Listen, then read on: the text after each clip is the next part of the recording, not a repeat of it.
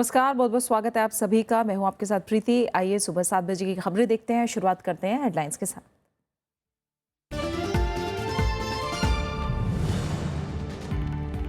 अरुणाचल में राष्ट्रपति शासन को कांग्रेस समेत विपक्षी दलों ने बताया लोकतंत्र की हत्या। सरकार ने कहा संवैधानिक दायित्वों के मुताबिक फैसला। सुप्रीम कोर्ट में सुनवाई आज।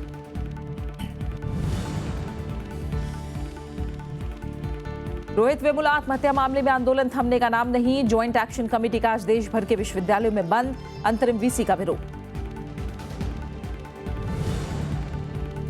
शनि शिंगणापुर में तनाव बरकरार। मंदिर में प्रवेश के लिए जा रही महिलाओं को प्रशासन ने सूपा गांव में रोका। आंदोलन तेज करने का ऐलान।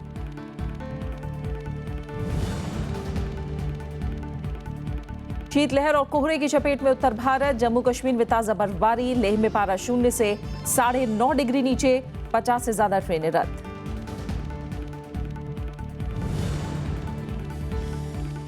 और ऑस्ट्रेलिया ओपन के सेमीफाइनल में सानिया हिंगिस की जोड़ी सेरेना से हार का शरापोवा का सफर खत्म। सेमीफाइनल में फेडरर के सामने होगी जोकोविच की चुनौती।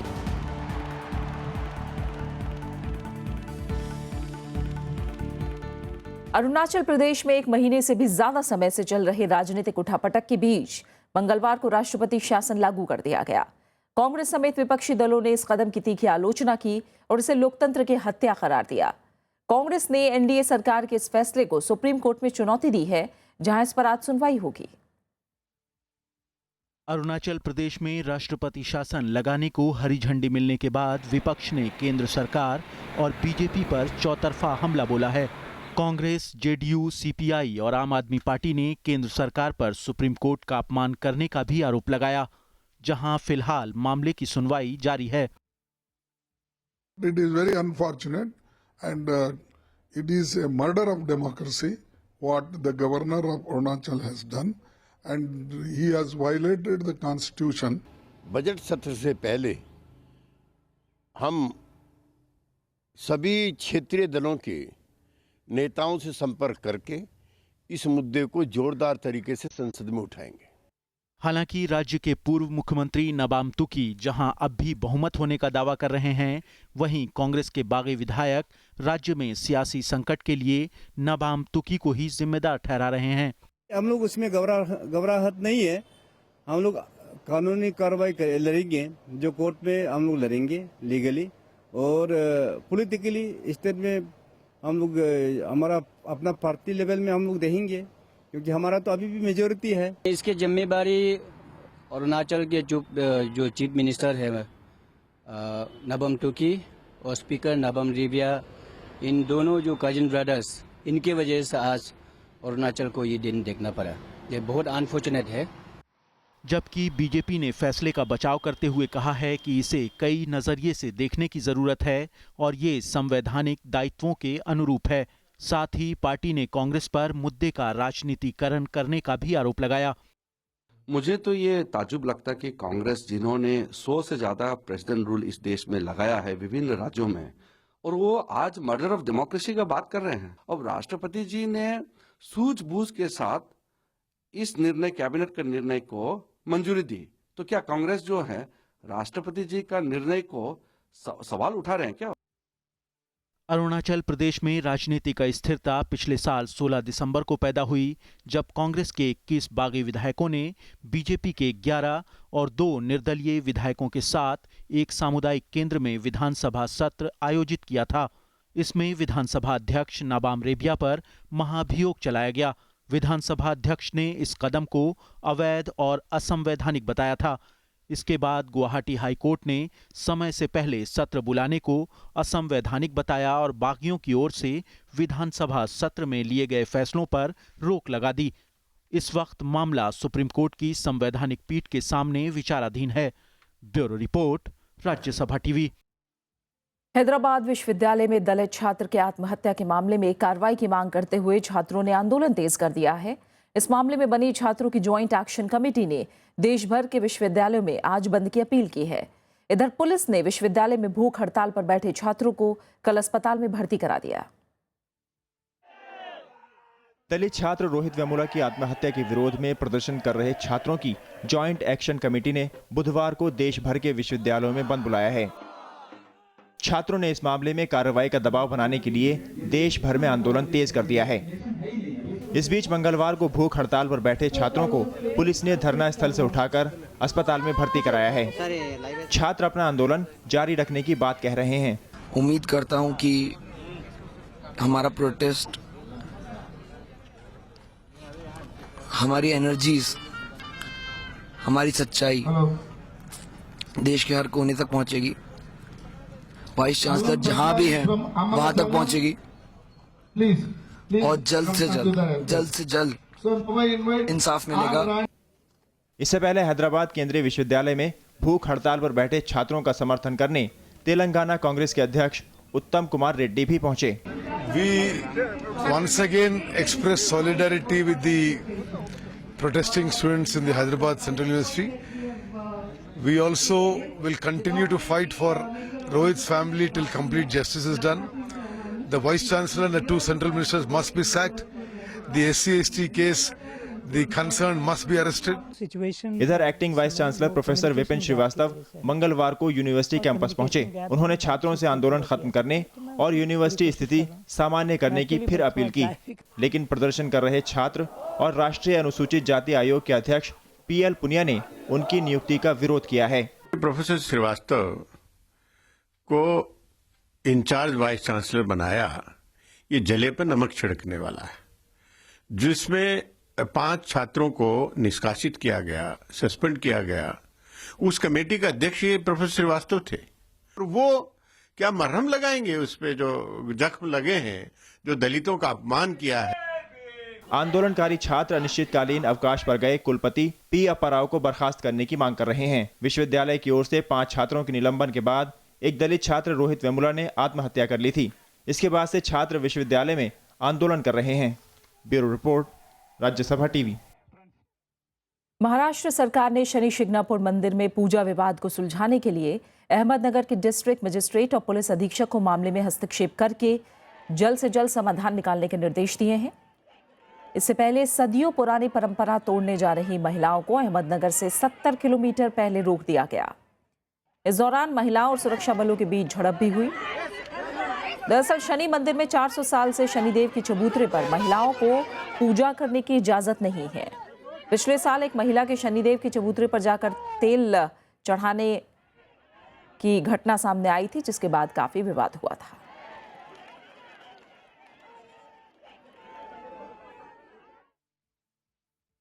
ओडिशा के भुवनेश्वर में एक होटल में सोमवार रात पहचान मांगने पर 4 संदिग्ध व्यक्तियों के लापता होने के बाद पूरे राज्य में अलर्ट जारी कर दिया गया है।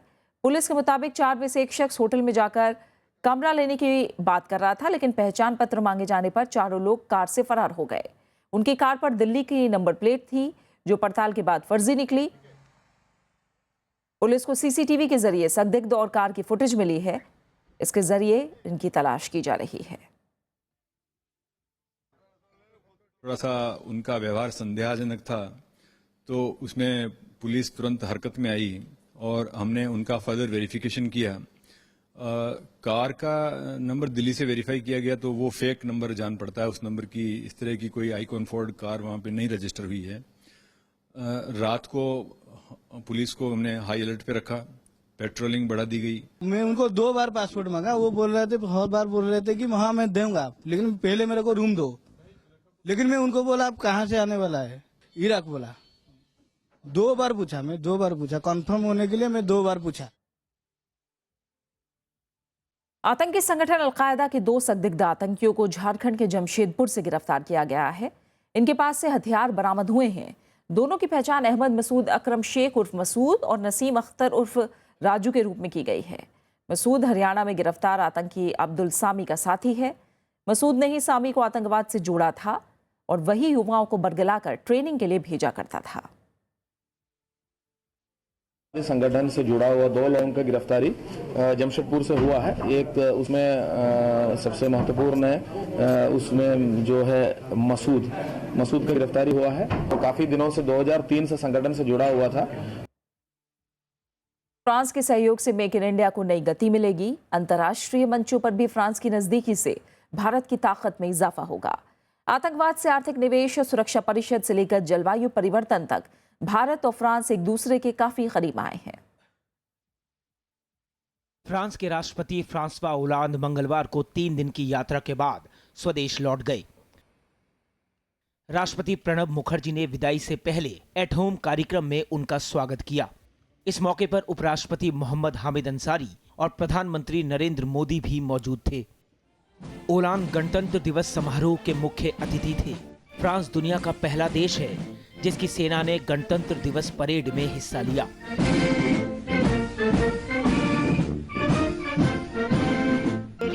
रक्षा, अंतरिक्ष और अन्य स्ट्रेटेजिक क्षेत्रों में भी हमारा सहयोग मजबूत, पुराना तथा भरोसेमंद है।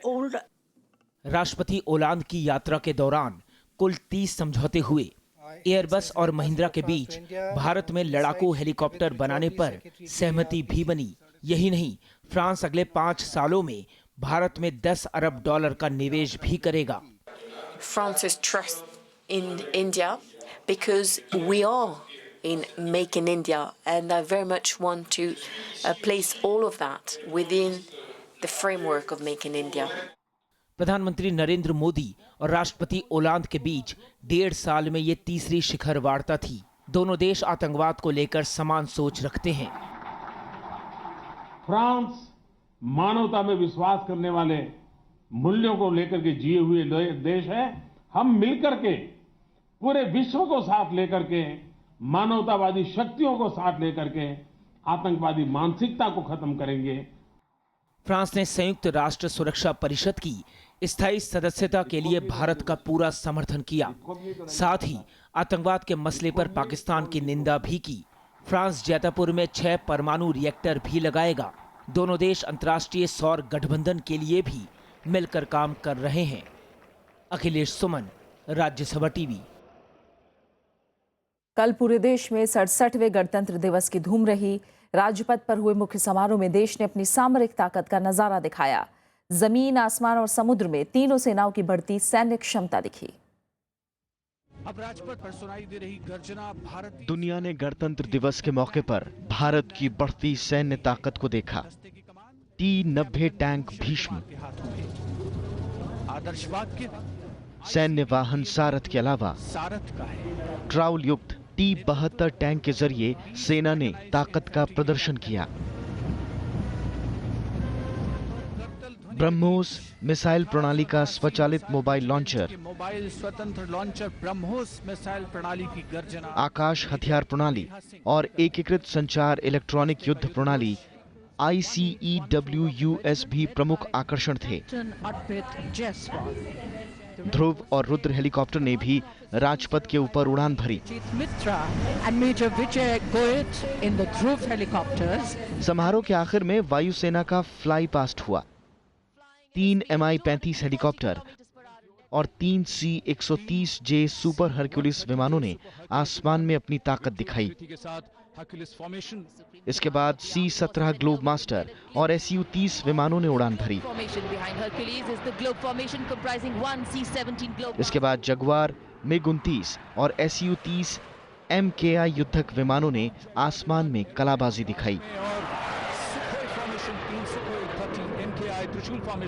Bureau report, Rajya Sabha TV. 300 metre की ऊंचाई पर 800। राजपथ पर कल देश की बहुमूल्य संस्कृति का भव्य नजारा भी देखने को मिला। इनमें 17 राज्यों की संस्कृति और धरोहरों की विशेषताओं को झांकियों के जरिए दिखाया गया।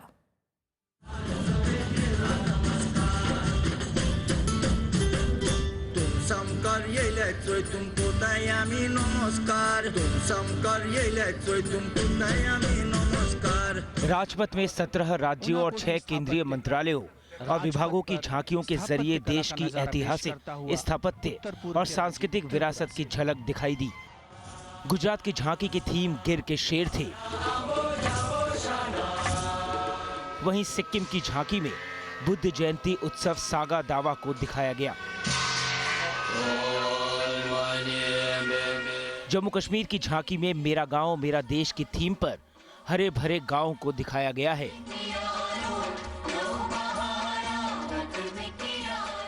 तो राजस्थान की झांकी में हवा महल को दिखाया गया। मध्य प्रदेश की झांकी में वन और बाघ संरक्षण के संदेश के साथ सफेद बाघ को दिखाया गया है। छत्तीसगढ़ की झांकी में खैरागढ़ कला और संगीत विश्वविद्यालय की झलक दिखी। उत्तर प्रदेश की झांकी की थीम जरदोजी कला थी। उत्तराखंड की झांकी में रम्माण उत्सव तो बिहार की झांकी में चंपारण सत्याग्रह को दिखाया गया। इस बार समारोह में निर्वाचन आयोग की झांकी को पहली बार शामिल किया गया। वहीं पंचायती राज्य मंत्रालय की झांकी में सशक्त महिला सशक्त पंचायत का संदेश दिया गया।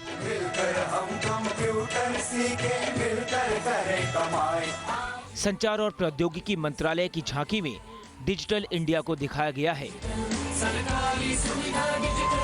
पेयजल और स्वच्छता मंत्रालय की झांकी में स्वच्छ भारत मिशन के जरिए सफाई का संदेश दिया गया। स्वच्छता की ज्योत लेकर घर घर जाएंगे। Bureau report, Rajya Sabha TV.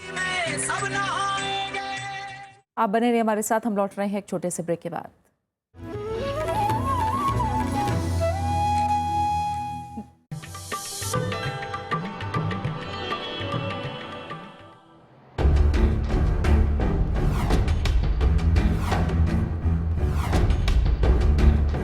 Netaji Subhash Chandra Bose, भारतीय स्वाधीनता आंदोलन के प्रमुख नेता, आईसीएस से इस्तीफा देकर चुनी संघर्ष की राह।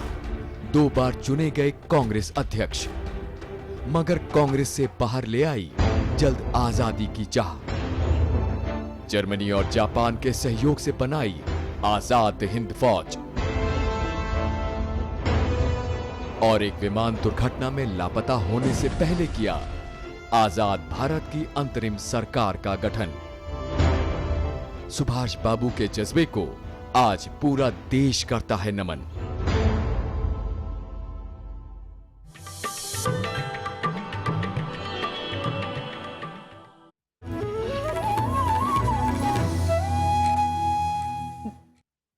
बाद देश के मौसम की, पूरा उत्तर भारत भीषण ठंड की चपेट में है। जम्मू कश्मीर के ऊपरी इलाकों में कल ताजा बर्फबारी हुई। शोपिया, सोनमर्ग, अमरनाथ गुफा, राजधान पास, साधना टॉप और गुरेज में रविवार को बर्फबारी हुई। कश्मीर के मैदानी इलाकों में कहीं कहीं हल्की बारिश भी हुई है। इससे आम जनजीवन पर असर पड़ा है। लेह में सबसे कम पारा 0 से 9.5 डिग्री नीचे दर्ज किया गया। वहीं राजधानी दिल्ली समेत पंजाब, हरियाणा, उत्तर प्रदेश और बिहार में शीतलहर का कहर जारी है। पंजाब के अमृतसर में तापमान 2.6 डिग्री सेल्सियस दर्ज किया गया। शीतलहर और कोहरे का असर 100 से ज्यादा ट्रेनों पर पड़ा। 50 से ज्यादा ट्रेनें रद्द करनी पड़ी, जबकि इतनी ही ट्रेनें देर से चल रही हैं।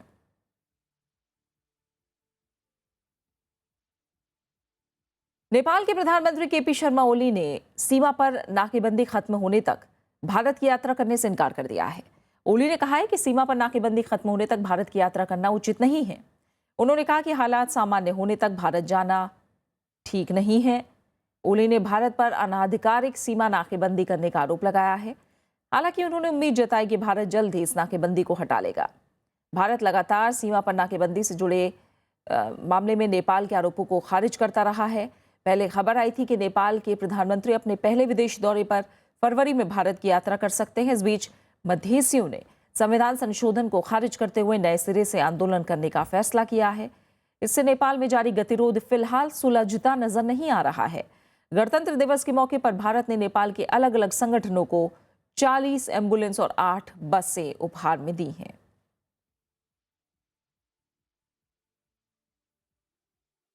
अफगानिस्तान में तालिबान से कथित रूप से मिले एक पुलिसकर्मी ने अपने 10 साथी पुलिसकर्मियों की हत्या कर दी। ये घटना उरुज़गान प्रांत के चिनारतु जिले में हुई। वारदात से पहले सभी पुलिसकर्मियों को नशीला पदार्थ खिलाया गया और उसके बाद उनमें से 10 को गोली मार दी गई। बताया जा रहा है कि तालिबानी घुसपैठियों ने इस हमले के बाद पुलिसकर्मियों के हथियार चुरा लिए और पुलिस चौकी से फरार हो गया। स्थानीय पुलिस आरोपी की तलाश कर रही है। वहीं तालिबान की तरफ से आतंकवादियों द्वारा पुलिस चौकी पर कब्जा किए जाने के बाद 9 पुलिसकर्मियों को मौत के घाट उतारने की बात कही गई है। अफगानिस्तान में बीते एक हफ्ते में पुलिस महकमे में भीतरघात हमले की ये दूसरी घटना है।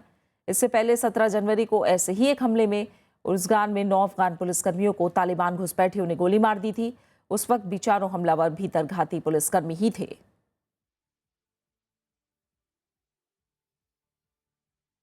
सीरिया के होम्स में डबल धमाके में 22 से ज्यादा लोगों की मौत हो गई है और 100 लोग जख्मी हुए हैं।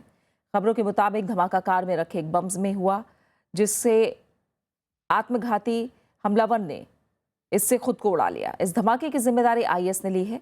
सीरिया में चल रही अशांति में अब तक 2.5 लाख से ज्यादा लोग मारे जा चुके हैं।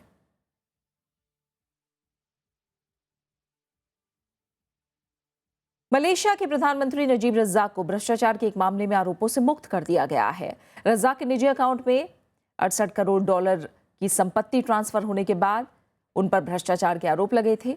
मलेशिया सरकार के अटॉर्नी जनरल ने इस बारे में जानकारी देते हुए बताया कि प्रधानमंत्री को ये राशि सऊदी अरब के शाही परिवार से निजी चंदे के तौर पर मिली थी, जिसे 2013 में मार्च के आखिर में रज़ाक के खाते में ट्रांसफर किया गया था।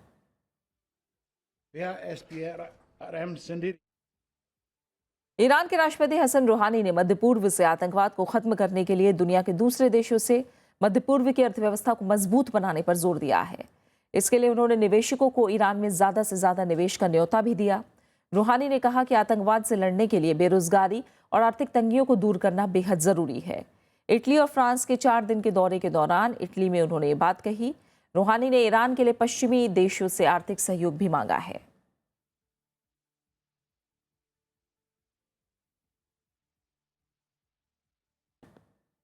सानिया मिर्जा और मार्टिना हिंगिस की जोड़ी ऑस्ट्रेलियन ओपन टेनिस टूर्नामेंट में महिला डबल्स के सेमीफाइनल में पहुंच गई है। टॉप सीड सानिया और हिंगिस की जोड़ी ने क्वार्टर फाइनल में एना गॉनफील्ड और कोको वांडेवेगी की जोड़ी को हरा दिया। सानिया और हिंगिस ने पहला सेट 23 मिनट में 6-2 से जीता। गॉनफील्ड और वांडेवेगी ने वापसी करते हुए दूसरा सेट 6-4 से जीता, लेकिन सानिया और हिंगिस ने तीसरा सेट 6-1 से जीतकर सेमीफाइनल में जगह पक्की कर ली। अब सेमीफाइनल में सानिया और हिंगिस की जोड़ी जर्मनी की जूलिया जॉर्जेस और चेक गणराज्य की कैरोलिना प्लिस्कोवा की जोड़ी से भिड़ेगी और ये मुकाबला आज खेला जाएगा।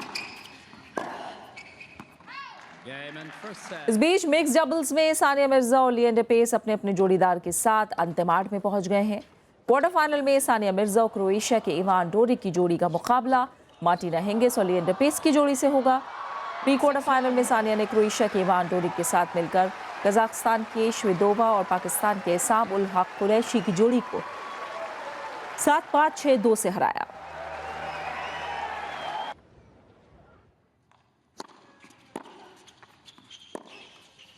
और पेस और हिंगिस की मिश्रित युगल जोड़ी ने भी अमेरिका की स्लोएन स्टीफेंस और नीदरलैंड के जीन जुलियन रोजर की जोड़ी को एक तरफा मुकाबले में 6-1, 6-2 से हराया। सानिया और पेस की जोड़ियां मिश्रित युगल में आमने सामने होंगी।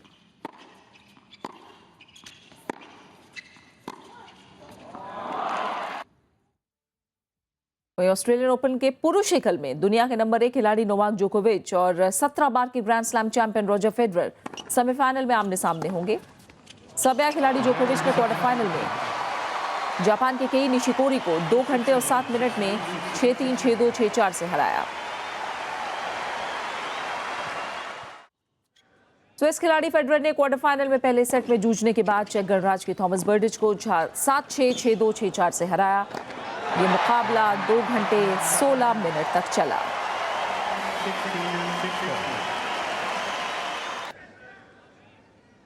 उधर सेरेना विलियम्स महिला एकल के सेमीफाइनल में पहुंच गई हैं।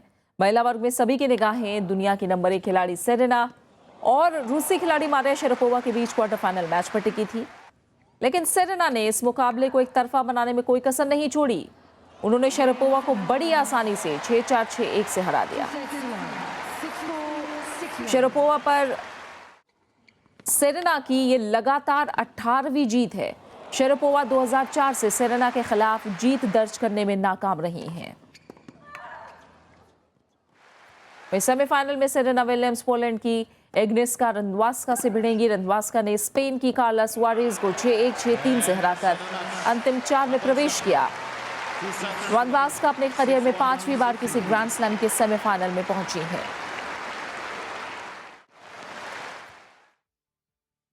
वहीं बात क्रिकेट की करते हैं। भारत ने कल खेले गए पहले टी20 मुकाबले में ऑस्ट्रेलिया को 37 रनों से हरा दिया। इस जीत के साथ भारत ने टी20 के 3 मैचों की सीरीज में बढ़त बना ली है। पहले बल्लेबाजी करते हुए भारत ने 20 ओवर में 3 विकेट के नुकसान पर 188 रन बनाए। टीम इंडिया की तरफ से उपकप्तान विराट कोहली ने बेहतरीन 90 रन बनाए, जबकि सुरेश रैना ने 41, रोहित शर्मा ने 31 और महेंद्र सिंह धोनी ने 11 रन बनाए। लक्ष्य का पीछा करने उतरी ऑस्ट्रेलिया की पूरी टीम 151 रनों पर सिमट गई। कप्तान एरॉन फिंच ने 44 और स्टीफन स्मिथ ने 21 रन बनाए। भारत की तरफ से गेंदबाजी करते हुए बुमराह ने 3 विकेट झटके।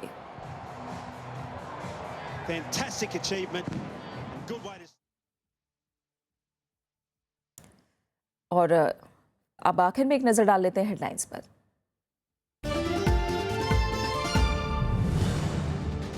अरुणाचल में राष्ट्रपति शासन को कांग्रेस समेत विपक्षी दलों ने बताया लोकतंत्र की हत्या। सरकार ने कहा संवैधानिक दायित्वों के मुताबिक फैसला। सुप्रीम कोर्ट में सुनवाई आज। रोहित वेमुला आत्महत्या मामले में आंदोलन थमने का नाम नहीं। ज्वाइंट एक्शन कमेटी का आज देश भर के विश्वविद्यालयों में बंद। अंतरिम वीसी का विरोध। शनि शिंगणापुर में तनाव बरकरार। मंदिर में प्रवेश के लिए जा रही महिलाओं को प्रशासन ने सूपा गांव में रोका। आंदोलन तेज करने का ऐलान।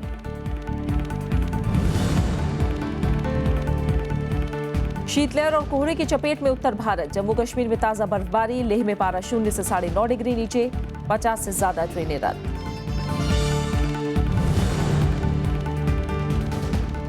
और ऑस्ट्रेलिया ओपन के सेमीफाइनल में सानिया हिंगिस की जोड़ी सेरेना से हार शरापोवा का सफर खत्म। सेमीफाइनल में फेडरर के सामने होगी जोकोविच की चुनौती।